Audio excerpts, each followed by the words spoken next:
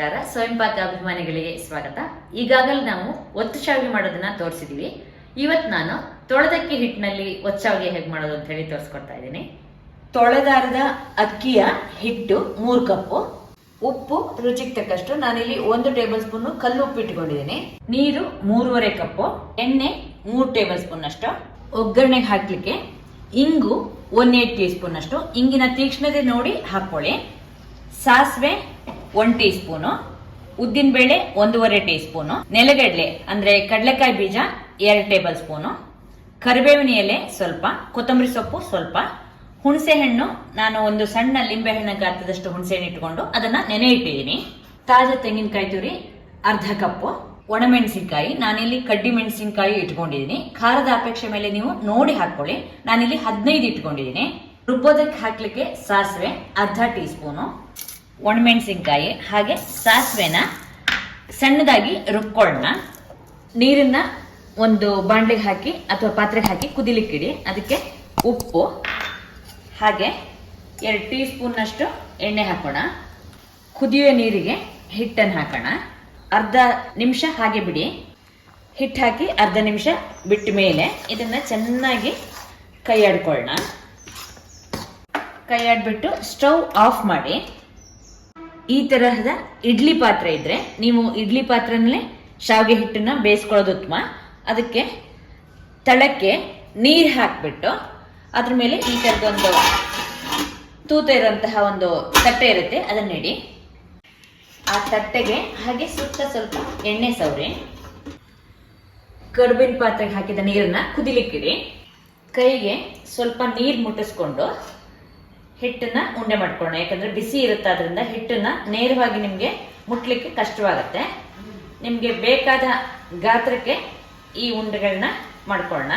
ನಾನು ಸ್ವಲ್ಪ ಸಣ್ಣ ಸಣ್ಣ ಉಂಡೆನೆ ಈ ತರ ಆಕಾರ ಬರುವಂತೆ ಮಾಡಿದ್ದೇನೆ. ಅಲ್ಲಿ ನೀರು ಕುದಿಯೋಷ್ಟೊತ್ತಿಗೆ ಇಲ್ಲಿ ಈ ಉಂಡೆಗಳನ್ನ ಮಾಡಿ ಇಟ್ಕೊಡಿ. ಈಗ ಎಲ್ಲ ಉಂಡೆಗಳನ್ನ ಕಟ್ಟಿದ್ದಾಯ್ತು. ಹಾಗೆ ಇಲ್ಲಿ ನೀರು ಕೂಡ ಕುದೀತಾ ಇದೆ. ಈಗ ಒಂದೊಂದೇ ಉಂಡೆಗಳನ್ನ ಈ ಪಾತ್ರೆ ಒಳಗೆ ಹಾಕೊಳ್ಳೋಣ. ಈ ತರ ನಿಮ್ಗೆ ತೆಳ್ಳಗೆ ಕಟ್ಟಿದ್ರಿಂದ ನಿಮ್ಗೆ ಇದು ಸ್ವಲ್ಪ ಬೇಗ ಕೂಡ ಬೇಯತ್ತೆ. ಉಂಡೆಗಳನ್ನೆಲ್ಲ ಇಟ್ಮೇಲೆ ಇದನ್ನ ಮುಚ್ಚಳ ಮುಚ್ಚಿ ಬೇಯಲಿಕ್ಕಿಡಿ. ಈಗ ಬೆಂದಿದೆಯಾ ಅಂತ ನೋಡೋಣ. ಈಗ ನೋಡಿ ಉಂಡೆಗಳೆಲ್ಲ ಹೊಳಿತಾ ಇದೆ, ಅಂದ್ರೆ ಬೆಂದಿದೆ ಅಂತ ಹೇಳಿ. ನಾನು ಈಗ ಹತ್ರ 30-35 ನಿಮಿಷದಷ್ಟು ಇಟ್ಟಿದ್ದೀನಿ. ಹೆಚ್ಚಾದ್ರೂ ತೊಂದರೆ ಇಲ್ಲ, ಕಡಿಮೆ ಆಗೋದು ಬೇಡ, ಯಾಕಂದ್ರೆ ಹಿಟ್ಟು ಬೇಗ ಬೇಯಲ್ಲ. ಸ್ಟವ್ ಆಫ್ ಮಾಡೋಣ. ನೀವು ಈ ಉಂಡೆಗಳನ್ನ ಬೇಯಕ್ಕಿಟ್ಟಾಗ ನೀರಿನ ಅಂಶನ ಕೆಳಗಡೆ ನೋಡ್ಕೋಬೇಕಾಗತ್ತೆ, ನೀವು ಇದೆಯಾ ಇಲ್ವಾ ಅಂತ ಹೇಳಿ. ನಾನು ಶಾವಿಗೆ ಮಣೆನ ಆಗ್ಲೇ ಜೋಡಿಸಿಟ್ಕೊಂಡಿದ್ದೀನಿ. ಹಾಗೆ ಒಂದು ತಟ್ಟೆಗೆ ಸ್ವಲ್ಪ ಎಣ್ಣೆ ಸವರ್ಬಿಟ್ಟು ಅದನ್ನು ಇಟ್ಕೊಂಡಿದ್ದೀನಿ. ಕೈಗೆ ಸ್ವಲ್ಪ ನೀರು ಮುಟ್ಟಿಸ್ಕೊಂಡು ಈ ಉಂಡೆಗಳನ್ನ ಒಂದೊಂದಾಗಿ ತೆಗೆದು ಒರಳೊಳಗೆ ಹಾಕಿ ಇದನ್ನೀಗ ಒತ್ತೋಣ. ತಟ್ಟೆಗೆ ಹೀಗೆ ಒತ್ಕೊಂಡು ಬರೋಣ. ತಟ್ಟನ್ನು ಹೀಗೆ ಸುತ್ತ ಶಾವಿಗೆ ಬೀಳುವಂತೆ ಹೀಗೆ ತಿರ್ಸ್ಕೋತಾ ಬನ್ನಿ. ಇದೇ ತರ ನೀವು ಉಳಿದ ಉಂಡೆಗಳನ್ನು ಹೀಗೆ ಒತ್ತಿಟ್ಕೊಳ್ಳಿ. ಈ ಮಾಡಿದ ಶಾವಿಗೆನ ಶುಭ್ರವಾದ ಒಂದು ಒದ್ದೆ ವಸ್ತ್ರದ ಮೇಲೆ ಹಾಕೊಳ್ತಾ ಬನ್ನಿ. ಪಕ್ಕ ಪಕ್ಕ ಹಾಕಿ ಒಂದ್ರ ಮೇಲೆ ಒಂದು ಹಾಕ್ಬೇಡಿ. ನೀವು ಹೀಗೆ ಒಂದೊಂದು ಉಂಡೆಗಳನ್ನ ತೆಕ್ಕೊಂಡ್ಮೇಲೂ ಇದನ್ನ ಮುಚ್ಚಳ ಮುಚ್ಚೆ ಇಟ್ಟಿರಿ, ಯಾಕಂದ್ರೆ ಬಿಸಿ ಬಿಸಿ ಇದ್ದಂತೆ ನಿಮ್ಗೆ ಒತ್ತೋದಕ್ಕೆ ಸುಲಭ ಆಗತ್ತೆ. ಈಗ ಕೊನೆಯ ಉಂಡೆಗಳನ್ನ ಮಾಡ್ತಿದ್ದೀನಿ ನಾನು. ಶಾವಿಗೆ ಒರಳು ದೊಡ್ಡಕ್ಕಿದ್ರೆ ನೀವು 2 ಉಂಡೆಗಳನ್ನೇ ಒಟ್ಟಿಗೆ ಹಾಕೊಂಡು ಮಾಡ್ಬೋದು. ನಾನಿಲ್ಲಿ ಕೆಂಪು ಅಕ್ಕಿ ಬಳಸಿದ್ರಿಂದ ನಿಮ್ಗೆ ನೋಡಿ ಶಾವಿಗೆ ಎಲ್ಲ ಕೆಂಪು ಕಾಣಿಸ್ತಾ ಇದೆ. ಎಣ್ಣೆನ ಬಾಂಡಿಗೆ ಹಾಕಿ ಕಾಯ್ಲಿಕ್ಕಿಡಿ. ಎಣ್ಣೆ ಕಾದ್ಮೇಲೆ ಸಾಸಿವೆ ಪಟಪಟ ಆದ್ಮೇಲೆ ಉದ್ದಿನ ಬೇಳೆ ಹೊಂಬಣ್ಣಕ್ಕೆ ತಿರುಗ್ತಿದ್ದಂತೆ ನೆಲಗಡಲೆ ಬೀಜ ಆಗ್ತಾ ಬರ್ತಿದ್ದ ಹಾಗೆ ಇಂಗ್ ಹಾಕಿ, ಇಂಗಿನ ತೀಕ್ಷ್ಣತೆ ನೋಡಿ ನೀವು ಹಾಕೊಳ್ಳಿ. ಈಗ ನೆಲಗಡಲೆ ಬೀಜ ಆಗಿದೆ. ಕರಿಬೇವನ್ನ ಸ್ವಲ್ಪ ಮುರಿದ್ಬಿಟ್ಟು ಹಾಕೋಣ. ಕರಿಬೇವು ಈಗ ಆಗಿದೆ. ಇದಕ್ಕೆ ರುಬ್ಬಿದ ಒಣಮೆಣಸಿನ್ಕಾಯಿ ಹಾಗೆ ಸಾಸಿವೆನ ಹಾಕಿ ಉರಿನ ಸಣ್ಣ ಮಾಡಿಕೊಂಡು ಹುಣಸೆ ಹಣ್ಣನ್ನ ಹಿಂಡೋಣ. ಸ್ವಲ್ಪನೇ ನೀರು ಹಾಕ್ಬಿಟ್ಟು ಹುಣಸೆ ಹಣ್ಣನ್ನ ಚೆನ್ನಾಗಿ ಹಿಂಡಿದ್ದೀನಿ.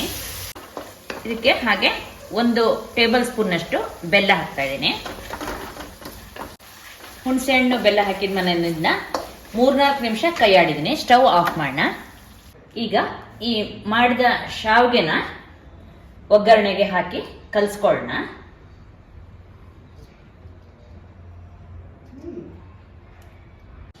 ಹಾಗೆ ತೆಂಗಿನಕಾಯಿ ತುರಿ, ಹೆಚ್ಚಿದ ಕೊತ್ತಂಬರಿ ಸೊಪ್ಪು ಹಾಕಿ ಇದನ್ನ ಚೆನ್ನಾಗಿ ಕಲಿಸ್ಕೊಳ್ಳೋಣ.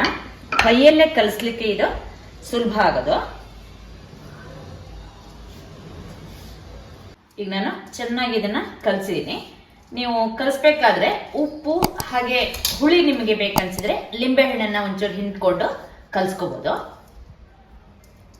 ಶಾವಿಗೆ ನೋಡಿ ಬಿಡಿ ಬಿಡಿಯಾಗಿ ಎಳೆ ಎಳೆಯಾಗಿ ಚೆನ್ನಾಗಿ ಬಂದಿದೆ. ನಿಮ್ಗೆ ಶಾವಿಗೆಗೆ ಮುಖ್ಯವಾಗಿ ಉಪ್ಪು ಹುಳಿ ಖಾರ ಸರಿಯಾಗಿದ್ರೆ ತುಂಬಾ ಚೆನ್ನಾಗಾಗತ್ತೆ ಈ ಶಾವಿಗೆ. ನೋಡಿದ್ರಲ್ವಾ, ಸುಲಭವಾಗಿ ಮಾಡುವಂತಹ ತೊಳೆದಕ್ಕಿ ಹಿಟ್ಟಿನಲ್ಲಿ ಒತ್ತು ಶಾವಿಗೆ ಹೇಗೆ ಮಾಡುವುದು ಅಂತೇಳಿ. ನೀವು ಕೂಡ ನಿಮ್ಮ ಮನೆಯಲ್ಲಿ ಈ ಒತ್ತು ಶಾವಿಗೆ ಮಾಡಿಬಿಟ್ಟು ನಿಮ್ಮ ಅಭಿಪ್ರಾಯ ನಮ್ಗೆ ತಿಳಿಸಿ. ನಮಸ್ಕಾರ.